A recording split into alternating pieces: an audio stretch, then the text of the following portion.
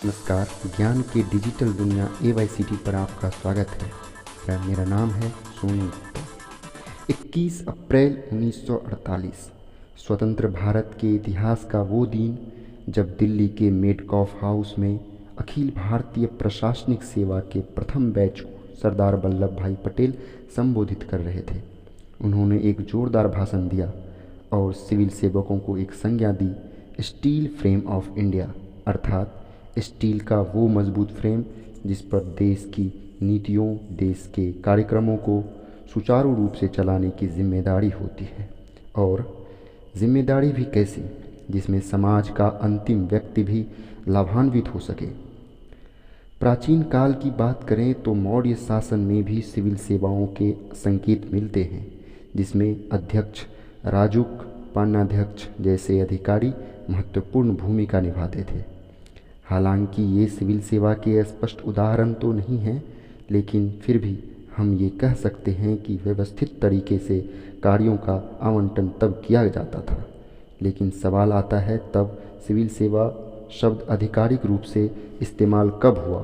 तो आधिकारिक रूप से ये इस्तेमाल हुआ था पढ़ने या सुनने में आया ब्रिटिश काल में। ईस्ट इंडिया कंपनी के समय जो लोग प्रशासनिक नौकरियों में थे उन्हें लोक सेवक के रूप में जाना जाता था। इसकी नींव रखी थी वारेन हेस्टिंग्स ने, लेकिन बाद में चार्ल्स कॉर्नवालिस ने इसमें महत्वपूर्ण सुधार किए और इनका विस्तार किया। स्वतंत्र भारत में बीते 7 दशकों से जारी विकास की इसी प्रक्रिया में सिविल सेवक नीतिगत सलाहकार से लेकर ज़मीन पर फैसलों के अमलीकरण की भूमिका को निभा रहे हैं। सिविल सेवकों को सरकार के सार्वजनिक प्रशासन के लिए जिम्मेदार माना जाता है। केंद्र में सभी विभागों के सचिव इसी स्टील फ्रेम से आते हैं। इसी तरह सभी मंत्रालयों और भारत सरकार के विभाग की इन्हीं अधिकारियों द्वारा चलाए जाते हैं, जो सीधे मंत्रियों के साथ काम करते हैं। इसी तरह जिला स्तर पर डिस्ट्रिक्ट मजिस्ट्रेट होता है, जिसे कलेक्टर भी कहते हैं। वो राज्य सरकार का एक तरीके से नुमाइंदा होता है। वो राज्य सरकार की परियोजनाओं का देख रेख करता है, उनकी जिम्मेदारी संभालता है। और जिम्मेदारी इतनी बड़ी होती है कि कितने ही घरों में वो मुस्कुराहट फैला सकता है। इसका अंदाज़ा आप इसके द्वारा उठाए गए छोटे छोटे कदमों से लगा सकते हैं, जिसे सिविल सेवक अपने अपने स्तरों पर उठाते हैं। यही वो छोटे छोटे कदम हैं जो अंतिम तबके में प्रशासन के प्रति उम्मीद जगाते हैं। वो सिविल सेवक ही होते हैं जो अपने छोटे छोटे प्रयासों से किसी क्षेत्र की काया पलट कर सकते हैं।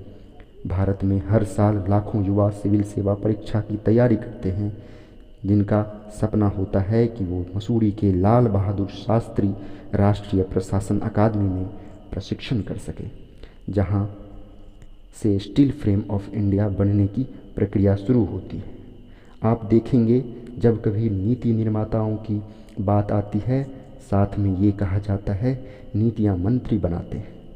भले ही नीतियाँ मंत्रियों को कहा जाता हो और प्रशासन इन नीतियों को अमल में लाता हो, लेकिन वास्तव में देखें, एक वरिष्ठ शासक ही नीतियों का निर्माण करता है, जिन्हें राजनेताओं के समर्थन के बाद औपचारिक वैधानिकता मिलती है।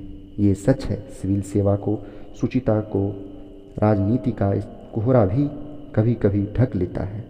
लेकिन जब कभी विशेषज्ञों की बात आती है, समितियों की बात आती है, नीतिगत सलाहकारों की बात आती है, तो सिविल सेवकों ने अपनी दक्षता सदैव साबित की है।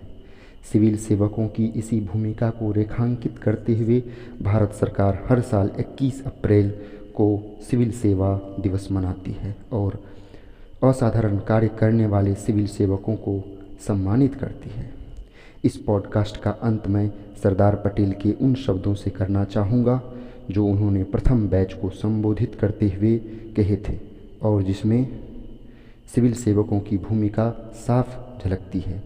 You will not have a united India if you do not have a good all India service, which has the independence to speak out to its mind and which have the sense of security तो ये था आज का AYCT podcast. जल्द हाजिर होंगे अगले podcast के साथ। इजाज़त दीजिए, नमस्कार, तथा हमारे इस चैनल को सब्सक्राइब भी कर लीजिए। धन्यवाद।